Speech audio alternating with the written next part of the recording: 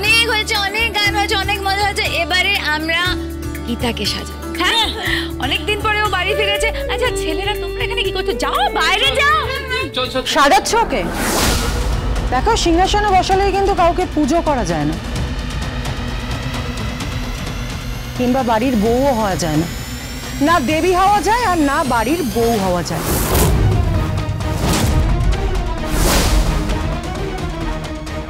তুমি না মাঝখানে প্লিজ এই সমস্ত কথাবার্তা বলো না।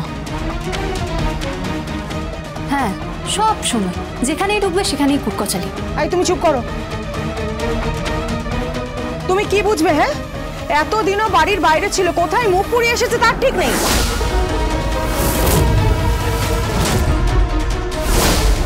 ভদ্রভাবে কথা বলো। কি হচ্ছে কি মেজো বৌদি? এসব কি কথাবার্তা?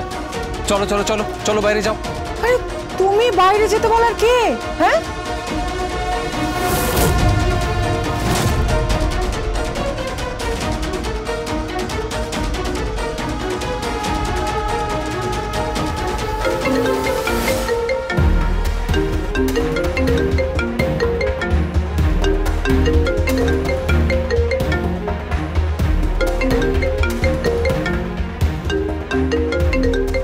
নাও ফোনটা ধরো। কে? বিষ্ণুদেব ফোন করেছে।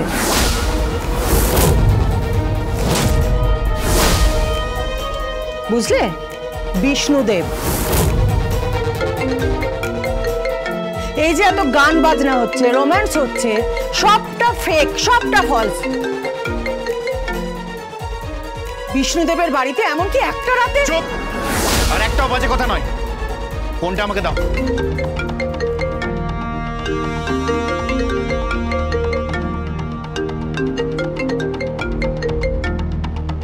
হ্যালো, কে বলছেন?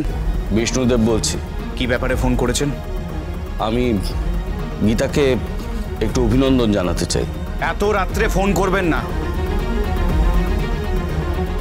ও একজন বাড়ির বউ। তাই নাকি? বাড়ির বউ? তাহলে বাড়ির বউ এতদিন বাড়ির বাইরে কি করছিল? তখন ওই পুরুষ সিংহটি কোথায় ছিল? তার স্বামী? That's none of your business. আপনি নিজের সীমার মধ্যে থাকুন, নিজের চরকায় তেল দিন। দেখুন, আমি শুধু অভিনন্দন জানাতে চাই, আমি কৃতজ্ঞতা জানাতে চাই। যেভাবে উনি আমাকে কেস থেকে বাঁচালেন। কাল সকালে ফোন করবেন কিংবা কোর্টে দেখা করবেন, এখন নয়। ও এখন ফ্যামিলি লাইফ নিয়ে বিজি। হ্যালো,